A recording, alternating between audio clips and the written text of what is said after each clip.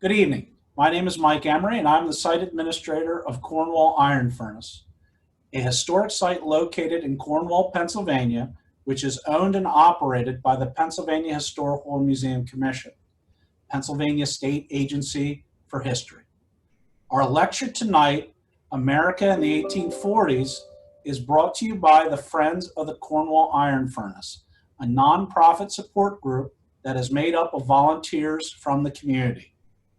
Normally, the Friends offer a monthly lecture at Cornwall Manor Retirement Community, but due to COVID-19, we are offering monthly lectures virtually via Zoom. Many of you probably have used this platform before for meetings, schooling, or even family get-togethers. Our version of Zoom tonight is a little different because this is the webinar version. We will not be able to hear or to see you, but you will be able to see me and our speaker, Jim Lewars, and his presentation. That does not mean we cannot interact. At the bottom of your screen, you will see icons that say chat and Q&A for questions and answers. I will be monitoring both of these during the lecture. Please send your questions using the Q&A button, and we will try to address your questions at the end of the presentation.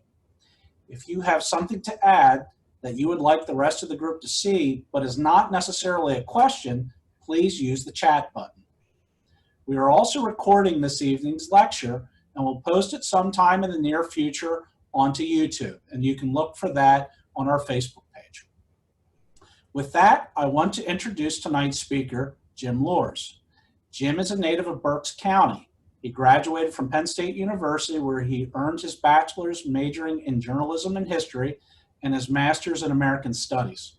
He enjoyed 42 years of working at various sites administered by the Pennsylvania Historical Museum Commission, including the Danubin Homestead, the Conrad Weiser Homestead, the Ephrata Cloister, and from December of 2009 until his retirement in 2017, he was the director of the Landis Valley Village and Farm Museum.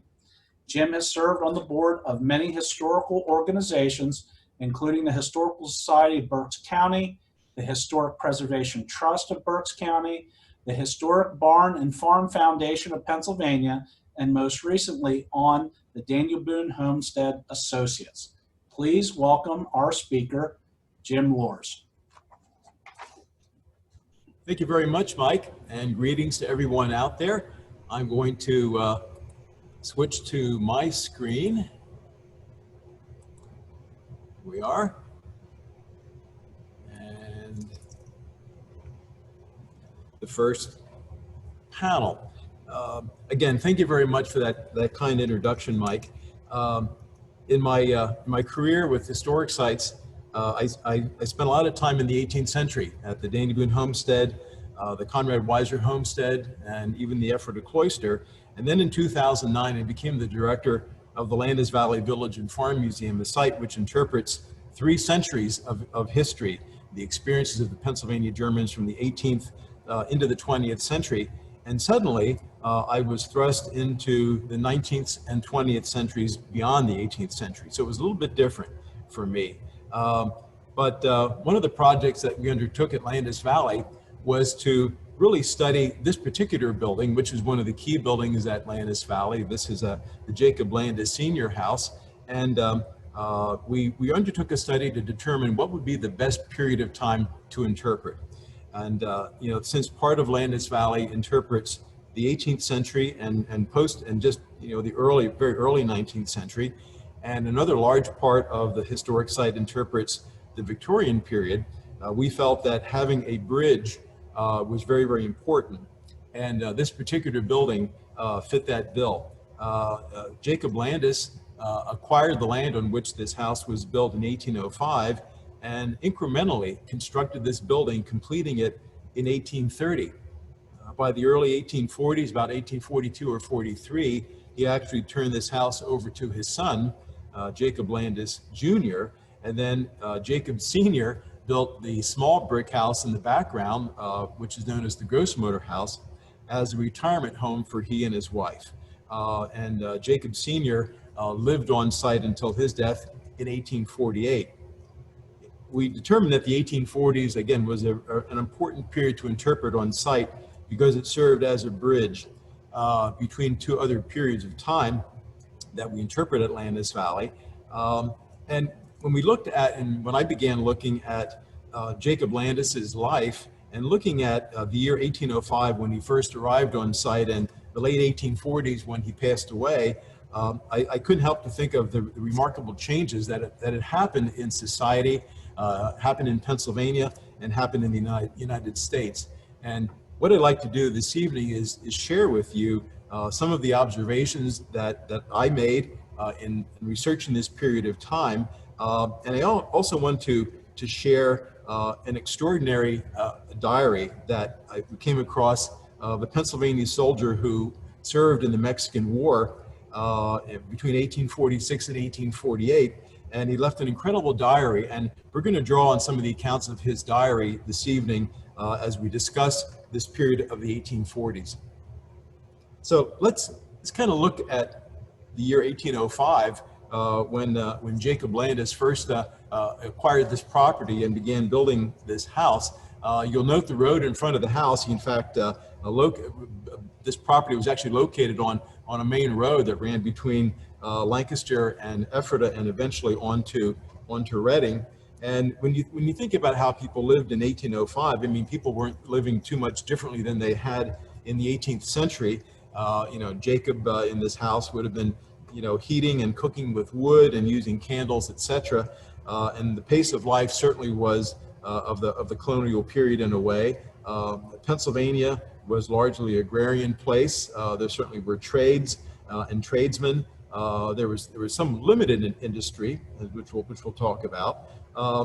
Travel was pretty limited to as far as modes of travel. If you were going to travel from Europe to America, you were going to use a sailing vessel, and if you were going to travel around America, United States, or Pennsylvania, you were also pretty much limited to sailing vessels or boats, or as far as inland travel, you're looking at the roads. In Pennsylvania in the early 19th century had a number of highways and roads. Of course, they were kind of gravel roads.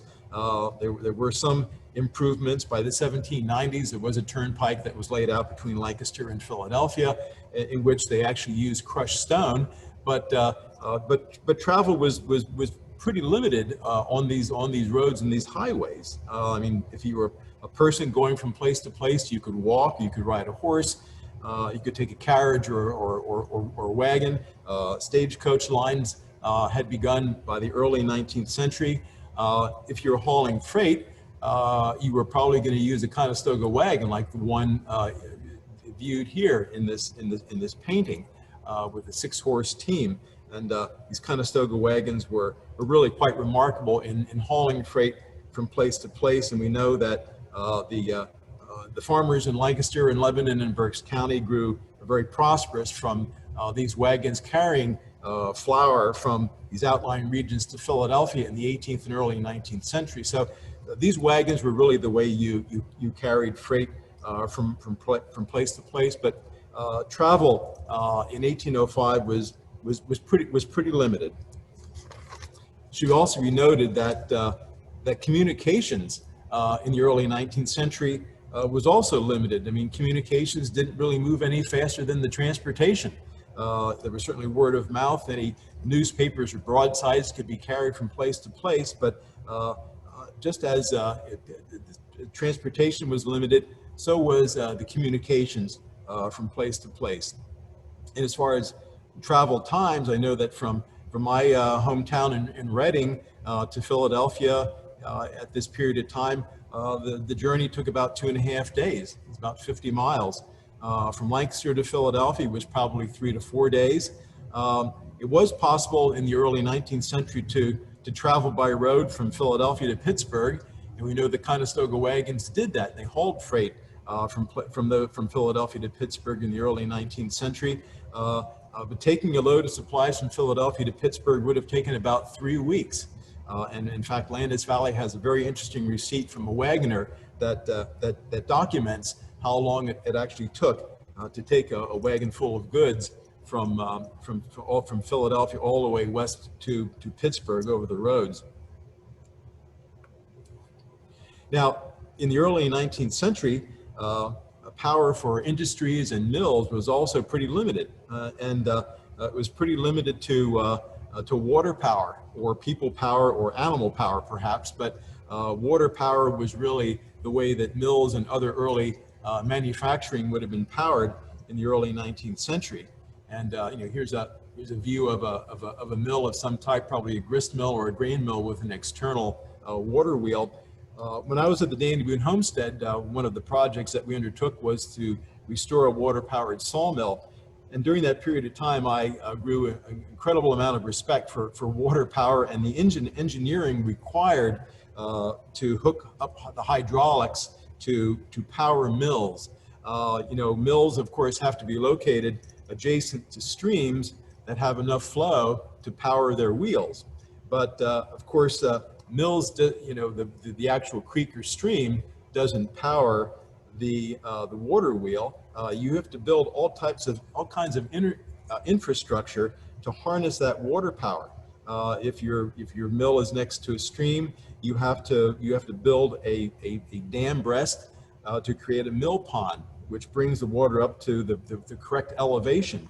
And then you have to build a head race from the mill pond to your mill, in which the water flows and drops either over or under your water wheel, depending on what kind of wheel you have, in exactly the precise elevation.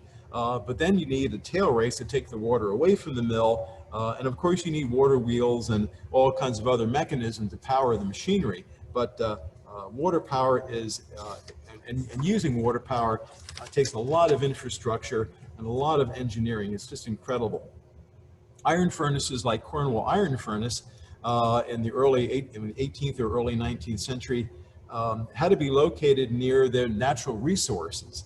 So furnaces like Cornwall had to be located near the iron ore, near the limestone, near the hardwood forest, which of course was burnt for charcoal for the fuel, and also near water power, because water power would have driven the bellows that created the blast for the furnaces. So industries and manufacturing in the early 19th century had to be located really very, very close to water power in order to use that source of power for their machinery. By the 1840s, though, there were some very major and fundamental changes that occurred. And when we look at kind of the impetus for some of those changes, we have to look here. This is a Scotsman named James Watt, who by 1769 was beginning to make improvements to earlier versions of steam engines. And in fact, Watt took out a patent by 1769. He continued to make improvements to the steam engines in the 1770s. The early steam engines that were being produced in the United Kingdom were produced for one purpose, and that purpose was to pump water from the mines. By the very late 18th century, as Watt's patent expired, however, other people seized upon the invention of the steam engine and looked at just how this steam power could be applied to other things, including this gentleman, Oliver Evans, who was born in Delaware and did a lot of his work in southeastern Pennsylvania and Philadelphia. By 1801, Oliver Evans designed the first American steam engine, and Evans began applying, using steam power to actually power mills. So think about this. If you were now going to use a steam engine, this source of power to power a mill, it meant that you were no longer dependent upon locating your mills adjacent to streams with the flow sufficient to power the mill. You could locate your mill theoretically anywhere you wanted, and not just flour mills or sawmills, but in fact any manufacturing at all could be located any place. All you needed was water for your boiler and a source of fuel. That was it.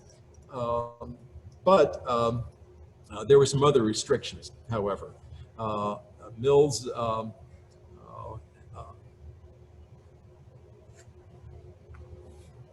So here we have the steam engine that was installed here at Cornwall about 1840, and with the steam engine of 1840 at Cornwall, it basically replaced the water power that was used to power the bellows and pump the blast for the furnace. The furnace at this point no longer had to maintain the infrastructure of the mill pond and head races and the tail races and et cetera. The steam engine drew off of the heat from the furnace, and all they had to do was install boilers here at Cornwall. So the introduction of the steam engine at Cornwall was really a major advancement. So while steam engines theoretically meant that manufacturing could be located anywhere, there was still the issue of transportation, because you still had to get fuel and other resources to your factory. You could locate furnaces like Cornwall, other locations, but you still had to get the iron ore to it, and the limestone, and of course there was also the factor of getting the product to a market. And so, even though steam engine was a major advancement in life in the early 19th century, transportation changes were really required for these changes to really be fully realized. So if we look at, remember, if we look at the early 19th century, the transportation in Pennsylvania was pretty limited to the roads and the highways. From the time of William Penn, Pennsylvania and people in Pennsylvania had dreamed of building canals. By the early 19th century, there was some movement towards creating canals here in Pennsylvania. But by 1825, the Erie Canal being completed in New York meant that New York now had access via the Hudson River and the Erie Canal to the Great Lakes and even to the Midwest. And so by the mid-1820s, Pennsylvania really had to play some catch-up. There were a number of canals that were being built in Pennsylvania. By the late 1820s, the Schuylkill navigation system built the canal from Philadelphia up through Reading to the Anthracite region. The Union Canal connected Reading with the Susquehanna River, and these were some advancements in the canals, and there were some other canals being built in Pennsylvania.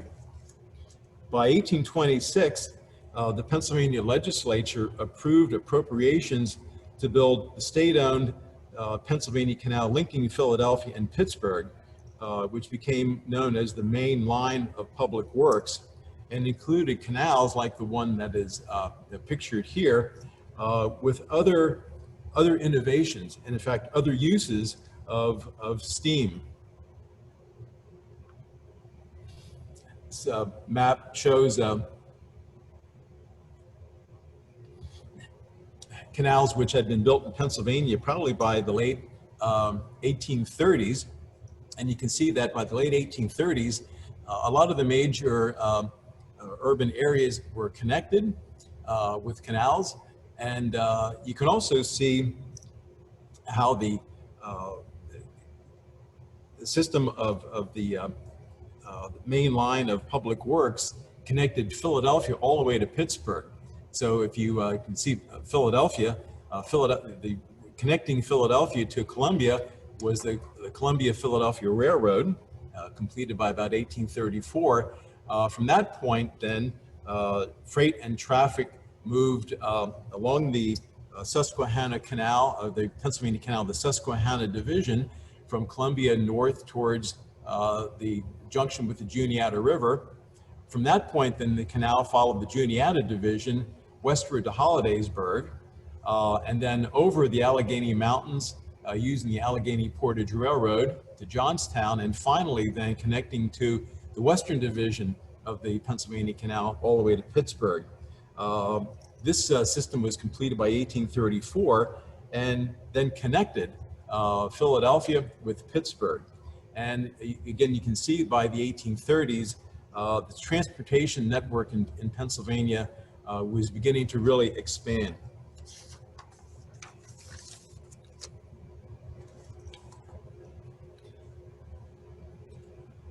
One of the really fascinating parts of the Pennsylvania Main Line was the Allegheny Portage Railroad, which took freight from Hollidaysburg to Johnstown over the Allegheny Mountains. It was a 36-mile stretch, and it utilized steam engines to haul cars up 5 inclines on rails. There were 5 inclines up and 5 inclines down. In between each of the inclines, there were flats where locomotives could haul the cars, and essentially you were able to go over the Alleghenies and again connect Philadelphia with Pittsburgh. In order to draw the cars up the inclines, the Allegheny Portage Railroad utilized fixed steam engines. So this is another way of using steam engines, a different kind of application for steam engines, but the steam engines were fixed and hauled via cables these cars up each of the inclines and down. There were also a series of flat planes between the inclines in which locomotives drew the cars.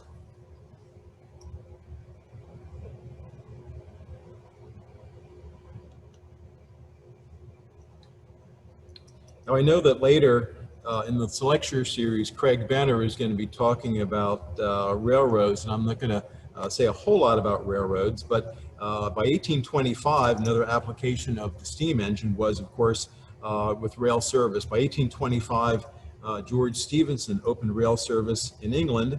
The B&O Railroad began service in this country by 1827. By 1832, the Philadelphia, Germantown, and Norristown Railroad was in operation. Again, the Columbia to Philadelphia Railroad, which is part of the Pennsylvania Main Line, was in operation by 1834. We know that the Philadelphia and Reading Railroad was chartered in 1833 and probably started service by 1838. A line ran from Harrisburg to Lancaster also in 1838. By 1846, the Pennsylvania Railroad was chartered and eventually began planning a rail line that ran from Philadelphia to Pittsburgh, which opened in the 1850s. And eventually, in fact, the Commonwealth of Pennsylvania sold the Pennsylvania Main Line to the Pennsylvania Railroad. By 1850, there were several thousand miles of railway in the U.S.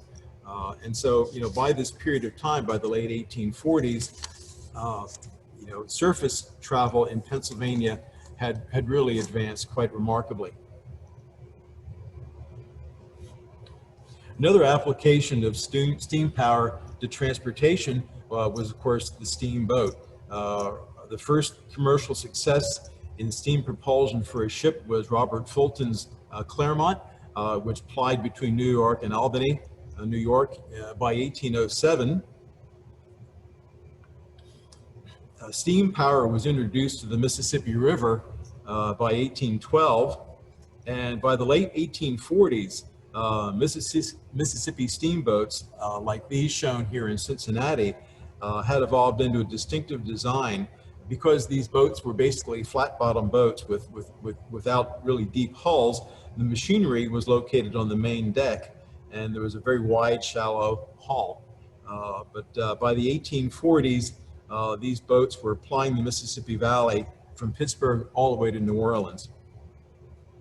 Incidentally, as far as steam power to maritime, initially it was sort of limited to inland waterways because people didn't feel that they would be able to fit the amount of fuel required for the steam engines for transatlantic travel. But in 1837 in England, the ship, the Great Western, was launched specifically for ocean service. And by the 1840s, steamships were plying the Atlantic and, of course, other blue water. And so the steamships were traveling up and down the Atlantic coast from place to place, in addition to, of course, these riverboats. So by the 1840s, technology had really dramatically altered transportation and was contributing to the industrialization of Pennsylvania and America in general. Coal became accessible, and of course the anthracite region of Pennsylvania, coal was being accessible first by the canals and later by the railroads. Urban areas began to grow. Trade routes were connecting Pennsylvania to the Mississippi Valley. So I'd like to draw upon this really interesting diary, an account left by this gentleman, who was actually Jacob Oswandel, and he left some really interesting accounts of travel on this transportation network during the Mexican War. So the story of Jacob Oswandel was that he was actually born in Germany. His parents brought him to Philadelphia when he was an infant. They moved to Lancaster City, lived on Water Street near Chestnut Street, and Oswandel kind of remembers growing up and living in the town of Lancaster.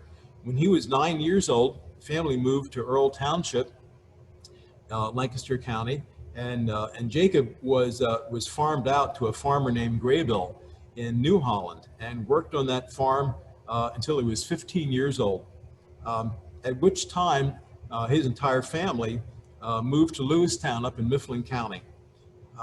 2 years later, when he was 17 years old, Oswandel went to work on the Juniata branch of the Pennsylvania Canal, and by 1846 he was 21 years old.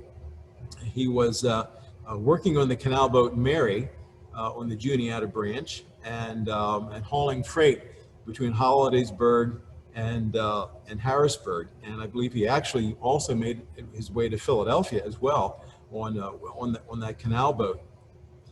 So the year is 1846, and the United States has been at war with Mexico since the spring.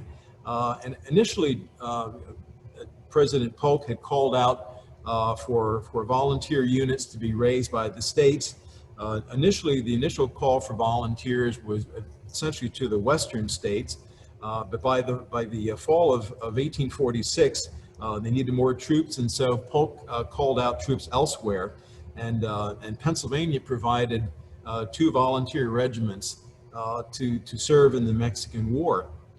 So on December 9th, 1846, Oswandel is working on the canal boat, the Mary, in Harrisburg, when he finds out that the canal boat has been chartered to take Company C of the 1st Pennsylvania Volunteers, commanded by William Small, from Harrisburg to Hollidaysburg, because this unit is on their way to New Orleans and eventually to Mexico.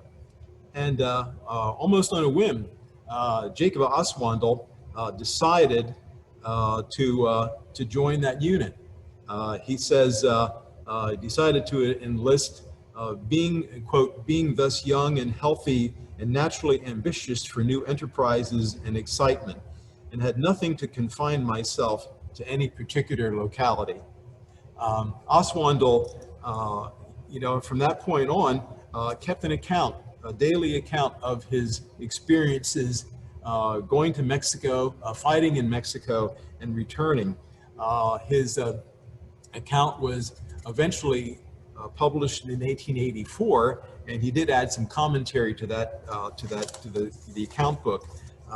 But it's a very great, vivid account of this guy's service in Mexico, and it also really documents travel across Pennsylvania in the mid-1840s. So he enlisted on December 9th. 2 days later, of course, they started up the canal, and 2 days later they were at Lewistown. On December 13th, they made Hollidaysburg and crossed the Allegheny and used the Allegheny Portage Railroad to cross the Alleghenies. As Oswandall says, took the cars and ascended the mountains, up 5 plains and 5 down. The cars were attached to the engine. 2 days later, on December 15th, the unit entered by canal Pittsburgh. It took 6 days to travel from Harrisburg to Pittsburgh, and Oswandell does mention that they had a fight through the ice on the way, particularly on the western division of the canal. One of the limiting factors for canal use in Pennsylvania was the fact that they pretty much had to close down in the wintertime when things froze up. And Oswandell kind of documents that. From December 16th to December 20th, Oswandell's unit stayed in Pittsburgh. And by the way, Company C numbered about 100 men. They stayed in Pittsburgh. They, and quote, walked along the wharves on the Ohio River. There were steamboats and canal boats loading and unloading merchandise for the western and the eastern markets. I found it to be one of the greatest business marts that I ever saw. It beats Philadelphia, he says. On December 17th in Pittsburgh, he was formally mustered in with the rest of his company. And then, quote, in the afternoon, 8 of us soldiers went over to Allegheny City and visited the large manufactories. And we had a good deal of fun and sport with the factory girls, which of course documents the fact that by the 1840s, it wasn't just men working in factories and industry, but the labor force expanded and girls and women were also involved in that work. On December 21st, his company, along with Company B, located the steamship or boarded the steamship Messenger and took off from Pittsburgh to New Orleans. So with 2 companies, there were about 200 troops on the steamboat, the Messenger, because the 1st Pennsylvania Volunteers included 10 companies. They were using 5 steamboats to transport the regiment to New Orleans. Incidentally, the men had not yet received uniforms. They did receive knapsacks and haversacks, but they still were ununiformed. And he talks a bit about the journey from Pittsburgh down to New Orleans. He says, in quote, we are passing down the river and losing sight of Pittsburgh, but its black, smoky clouds could be seen for a long distance.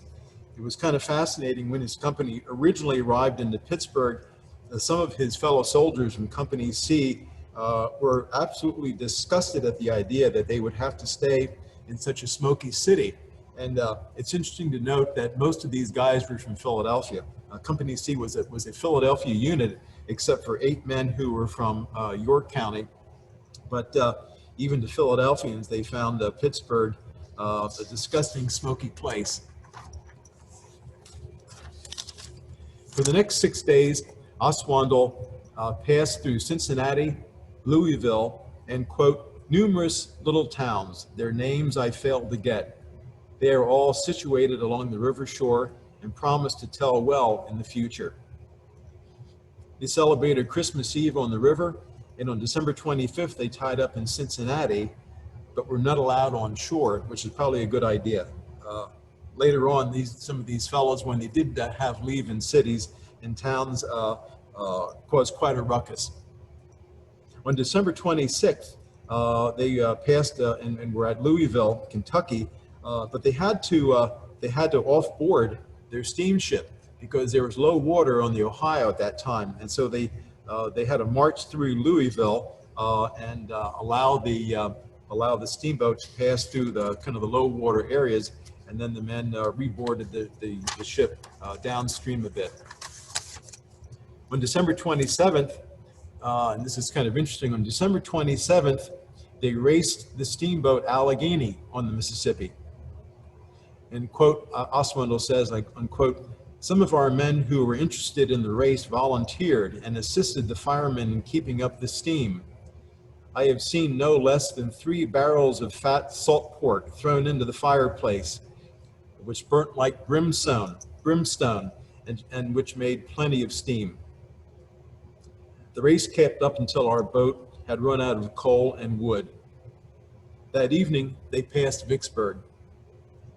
December 28th, they passed Natchez and arrived in New Orleans at 10 o'clock that night, 10 p.m. that evening.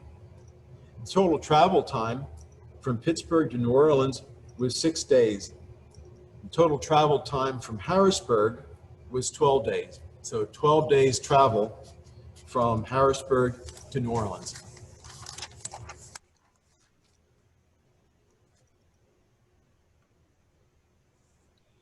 Oswandell's regiment stayed outside of New Orleans until January 16th, where they made camp on the old battlefield, the site of the Battle of New Orleans.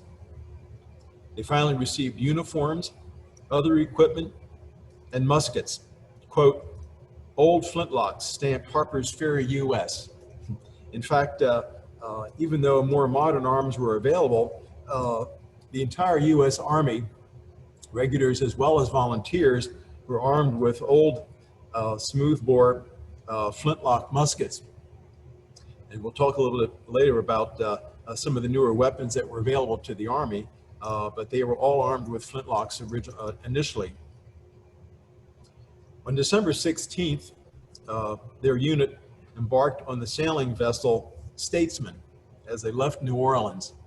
And you can see from this map, you can see New Orleans area in Louisiana, they took part in Scott's expedition to Veracruz. And so they actually sailed across and down the Gulf of Mexico and eventually landed at Veracruz, which is farther south in Mexico. And you can see the inset map, which shows that campaign. Now, what was fascinating is of course, they left New Orleans on January 16th on the sailing vessel, and this was not a steamboat. This was a full sailing vessel. They were towed to the mouth of the Mississippi by a tow steamer. They crossed the bar, and as Oswandell says, and quote, we shook out the sails. They then undertook a voyage down the Gulf of Mexico, and they encountered numerous storms, contrary currents, and contrary winds.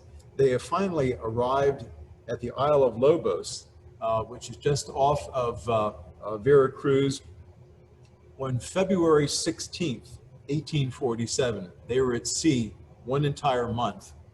So it took not that long to get from Harrisburg to New Orleans, but on the sailing vessel in the winter of 1847, it took a month to navigate from New Orleans to Veracruz. And I won't go into the details of the voyage. Oswandell had a lot to say about seasickness and poor rations and poor conditions on the ship.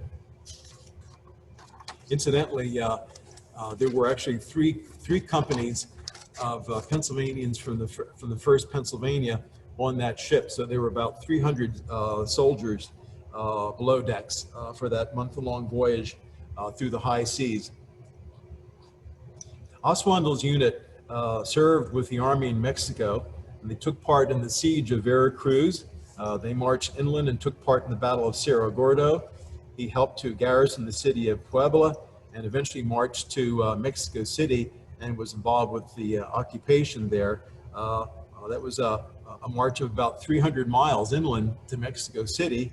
And Oswandell kept, again, a very close account of his service in the Mexican War between February of 1847 and finally in June of 1848, when they departed Mexico to come back to the United States. But he left a tremendous amount of detail concerning campaigning in Mexico and the unit's performance. And of course, you can see the map here showing a number of the battles and campaigns of the Mexican War. There are a lot of people think of the Mexican War as a fairly cheap victory for the United States. Actually, in analyzing the losses, it was actually one of the costliest wars, and in fact, it was by one measure, the costliest war in our nation's history, because of every 1,000 soldiers who served in the Mexican War, 110 died. That was an incredible rate, 10%, over 10% death rate. During the Civil War, the number was 60 per 1,000. Now, most of those deaths in the Mexican War were not battle related, but they were disease related. Oswandell's own company reduced in size by about a half. When he came back from Mexico, instead of about 100, they had about 50 in their company, and a number had died of disease and were buried in Mexico.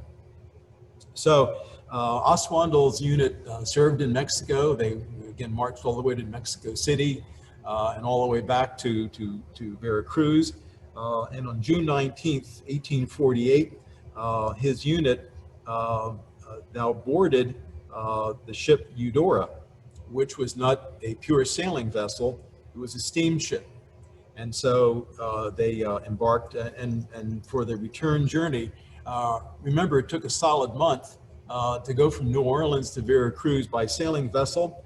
The return trip from Veracruz to New Orleans took 5 days. They moved up the Mississippi River by June 24th, and they landed in New Orleans on June 26th of 1848. On the next day, June 27th, they departed for Pittsburgh on riverboat, and came up the river as they had gone down. On July 14th, they crossed into Pennsylvania, and the next day, in quoting Oswandell, we soon came in sight of the smoky city of Pittsburgh, at which time we arrived at about 4 p.m.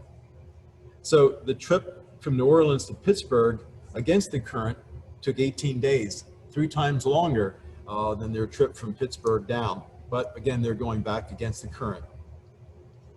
He returned from Pittsburgh also the same way that he went, via canal, the Allegheny Portage, and the canal, and taking the canal back to Harrisburg. Now, Oswandell, of course, enlisted in Harrisburg, but the entire regiment needed to muster out in Philadelphia.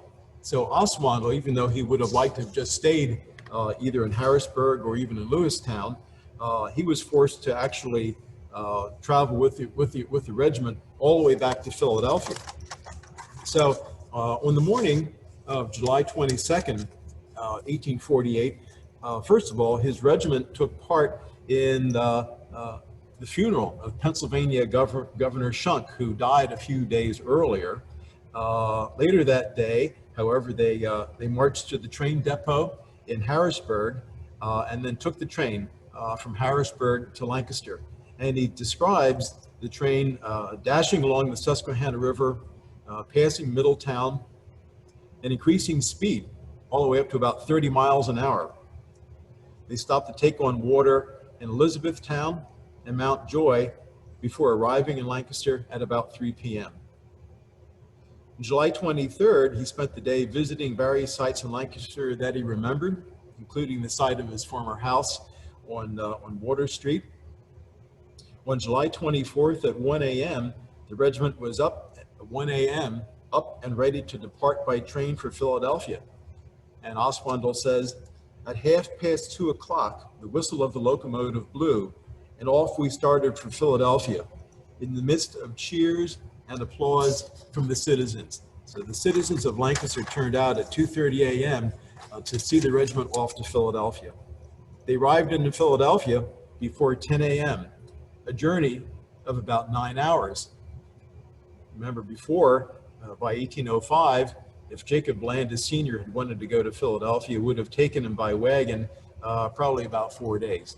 But by 1848, it took 9 hours. Oswandell was a real witness to the transportation revolution that had happened by the 1840s.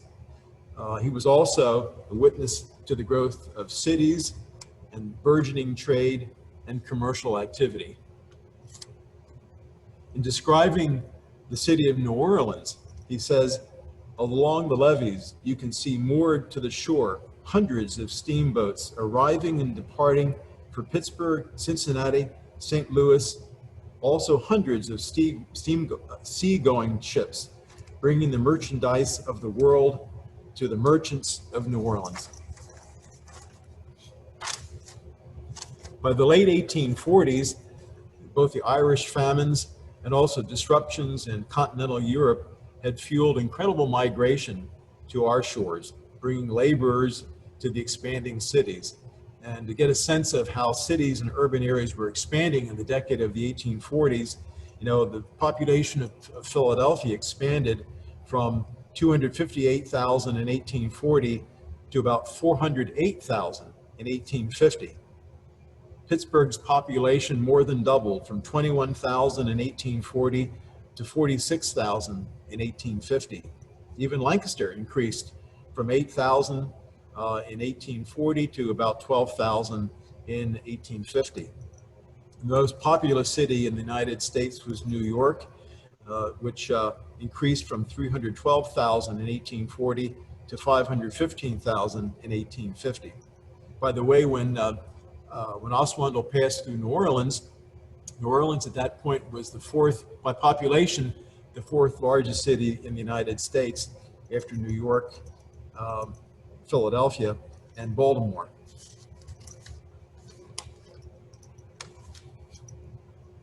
So on July 14th, 1848, Oswandall was also witness to another innovation which was to change the world. And I quote him, in the evening, and he was in Pittsburgh at this point, in the evening, Colonel Wynkoop received a telegraphic dispatch from our other companies stating that they had left Cincinnati. Telegraph.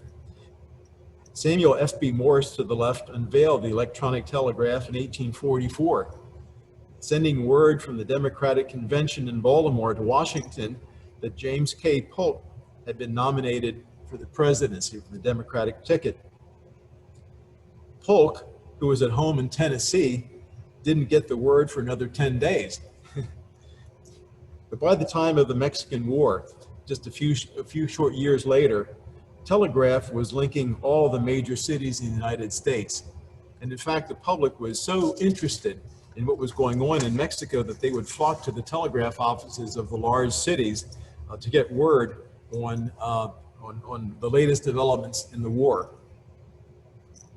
Morse was an interesting fellow. He was also, in addition to the telegraph, also largely responsible for introducing photography to the U.S. as well. In 1839, he was in Paris and met Daguerre.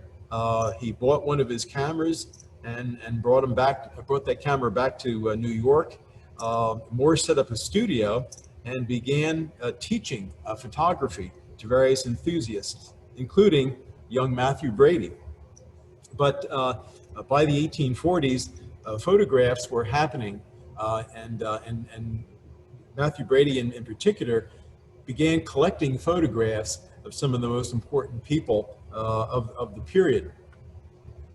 This photograph to the left was taken in August 1846, the first photograph ever taken in the White House, and it shows President James K. Polk and his cabinet, except for James Buchanan, who was not in the picture. In the photograph, Polk is seated second from the right, looking straight at the camera. To the right of Polk is his Treasury Secretary, Robert Walker, who was born in Pennsylvania, but who had moved to Mississippi. I don't know why Buchanan wasn't in this photograph. Of course, Buchanan's image is located on the lower right of the screen. Unfortunately, Buchanan, our only native Pennsylvanian who'd become president, is often ranked at the very bottom of the presidents.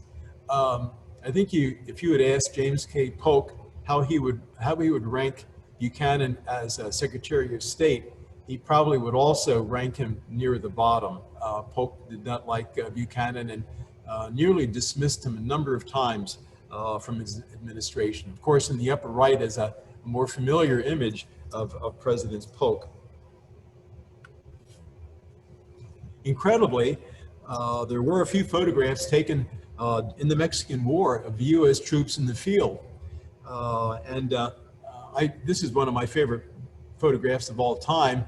This is probably the Virginia Regiment Volunteers taken in probably 1847 in the city of Saltillo in central Mexico. This unit was part of Zachary Taylor's column. And here you see, U.S. Army soldiers in the field, they are dressed in the typical fatigue uniform worn by the U.S. Army in Mexico. Those uniforms of the infantry are light blue. They're sky blue pants and short jacket. The fatigue hats are dark blue. You can see the white cross belts. You might make out an officer in sort of the right center in the screen, dressed in dark blue with dark blue pants, a dark blue frock coat, and a dark blue fatigue hat, and carrying a sword. These infantrymen are, without a doubt, carrying their flintlock muskets. They're pre-1840 model flintlock smoothbores. And just imagine, here's a U.S. Army unit carrying flintlocks photographed. And it's an incredible image. And again, it's one of my favorite photographs of U.S. soldiers in the field. It's one of the earliest images of U.S. servicemen in the field.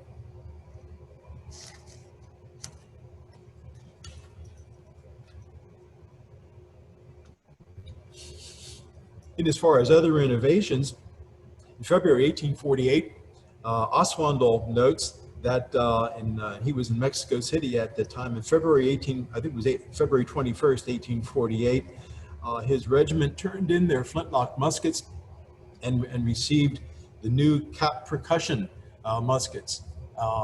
He would have received this model. This is the 1842 model U.S. Army musket, smoothbore, 69 caliber.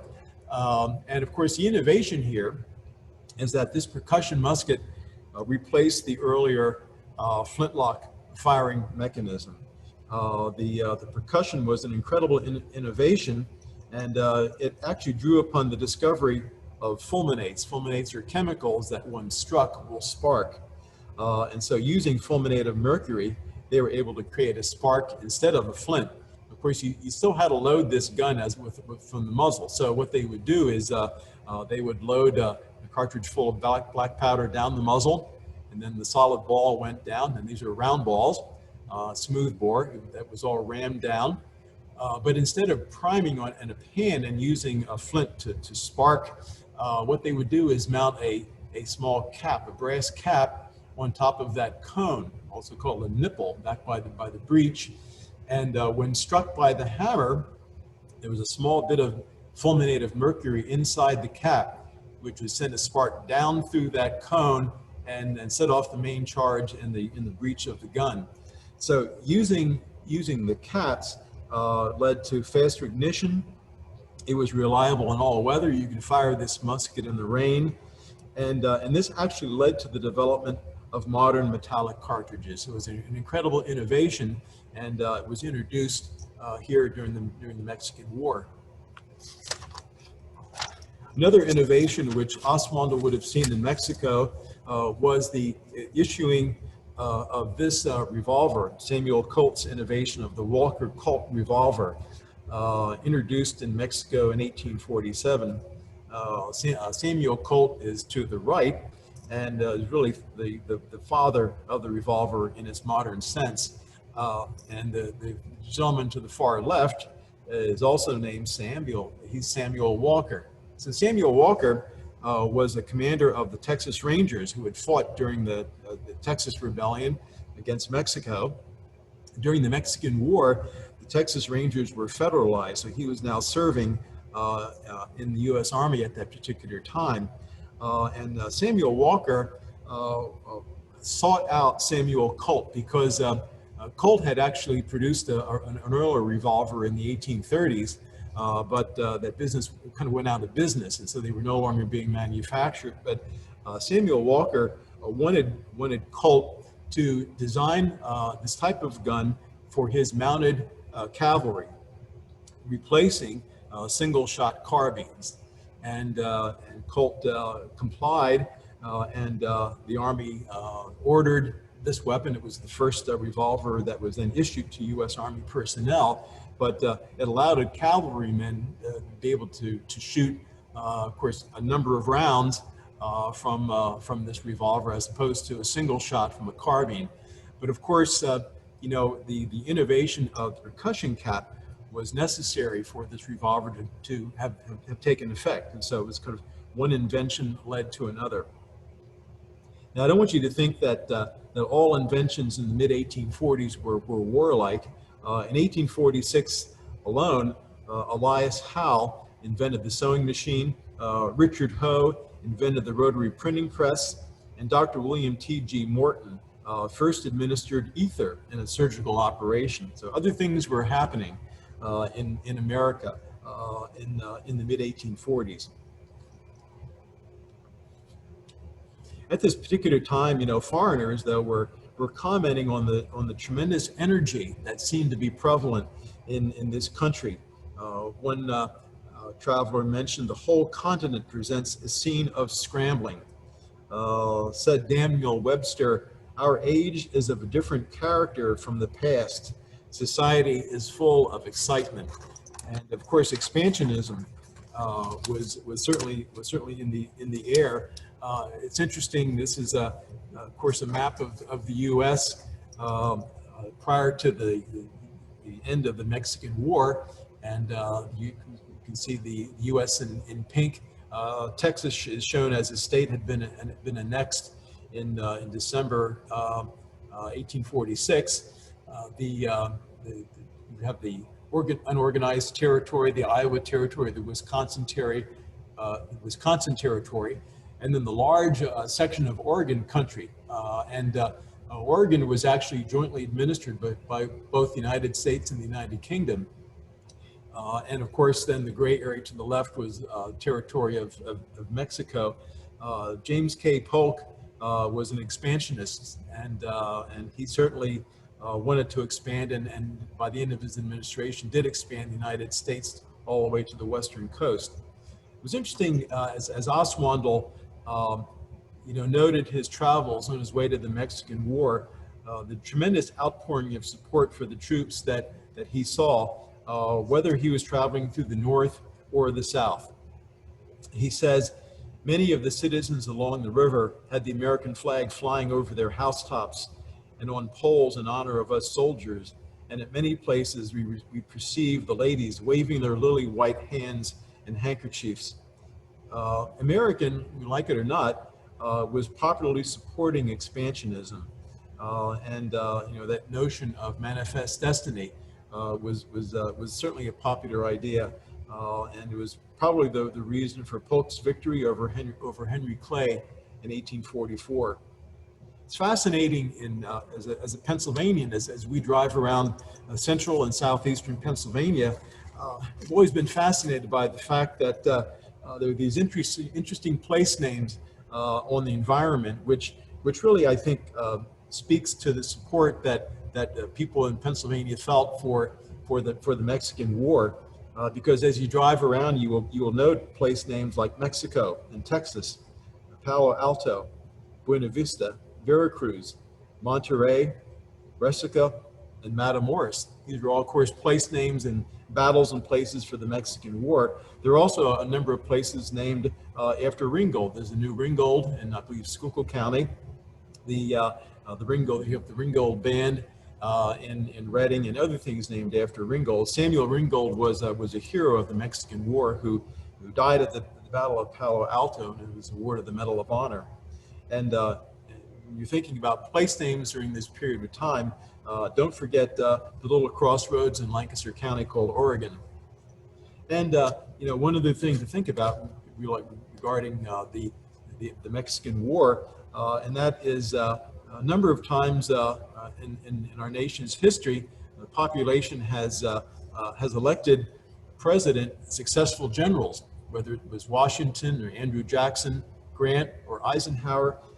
Don't forget that the president elected in 1848 was Zachary Taylor, the former general from the Mexican War.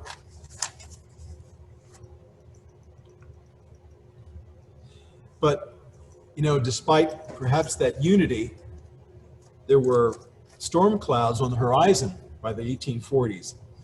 Slavery was becoming an issue. And Oswandel, in fact, in his travels, noted and described slaves which he saw working plantations along the Mississippi, and slaves working along the wharfs in New Orleans. And he also says, and I quote, in a visit to New Orleans on January 2nd, 1847, he notes, "New Orleans is the great slave market of the South, where men, women, and children are bought and sold to the highest bidder. Thousands of black men and women are smuggled into this city from Cuba and Africa and sold by an auctioneer, the same way as they sell horses and cows in the North." Slavery was becoming a major issue. And a fascinating thing happened in August 1846. The gentleman to the left is Congressman David Wilmot, a Pennsylvanian from Bradford County. In August 1846, James K. Polk went to Congress and asked for an appropriation of $2 million and he wasn't specific on how the money was going to be spent, but he wanted $2 million to help end the war in Mexico. And he insinuated that part of the money might go to purchase or acquire territory from Mexico. As it turns out, he probably wanted to issue bribes as well. At any rate, there was the usual debate in Congress, but Congressman Wilmot decided to attach a provision or proviso to the bill. And the proviso said that, okay, we can acquire this land from Mexico, but the proviso is that slavery would be banned on the newly acquired territories.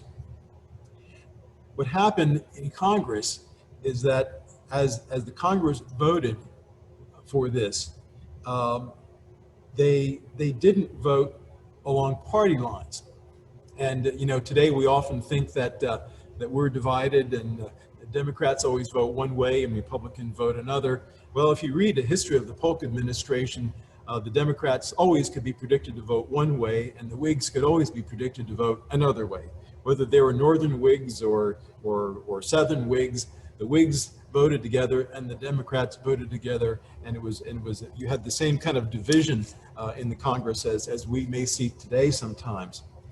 But what happened with the Wilmot Proviso was something different, because it seems that all the Northern Whigs voted for the proviso, and all the Northern Democrats voted for the proviso, and all the Southern Whigs voted against the proviso, and all the Southern Democrats voted against the proviso. Here was an issue, slavery, which was going to divide the country not by party or party affiliation, but by section. And that was the importance of the proviso. The proviso ended up not ever being taken effect because of kind of movement in Congress. What happened was that it actually passed the House, but this proviso was taken up near the time that the Senate was going to adjourn. And so the proviso was literally talked to death. And so the time ran out and nothing was never acted upon. But as years went forward, as this issue came up over and over again, what was dividing the country was not the division was not on party line, it was on sectional line, and slavery was going to be that issue that divided the nation. And as we look forward into the 1850s, that was an issue that was going to really tear the Union asunder. You know, as we think back about Jacob Landis, as I mentioned, died in 1848. As he neared the end of his years, I often wondered whether Jacob Landis thought back about the changes that he had seen since the time that he bought the property in 1805. All the many changes, not only to the United States, but to Pennsylvania.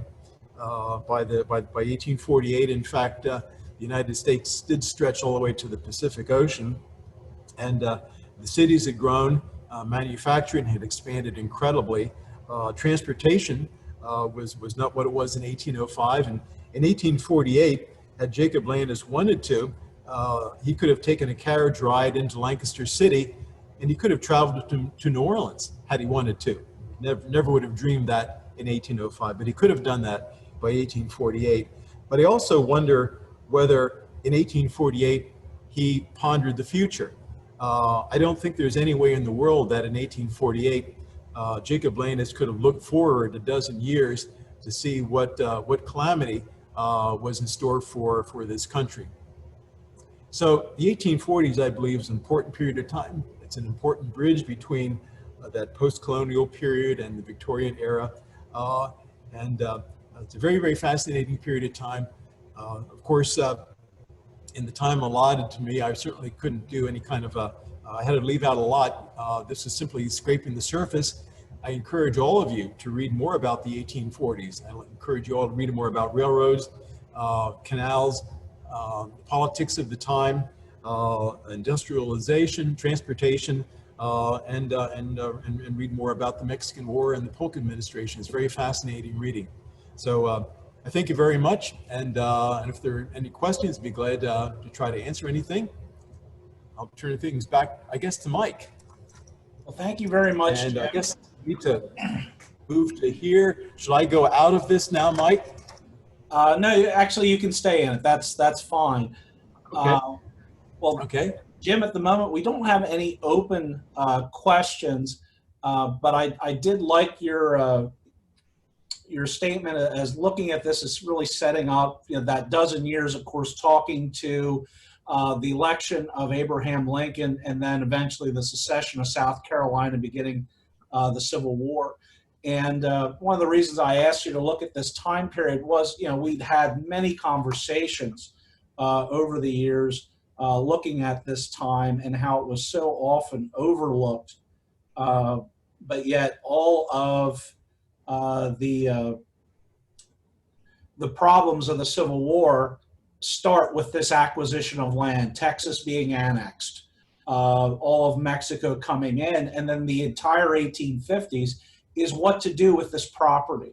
And you start to have this idea of trying to bring in a slave state and a free state to try to keep that balance. And then with the election of Lincoln, all of that is off and then erupts into the Civil War.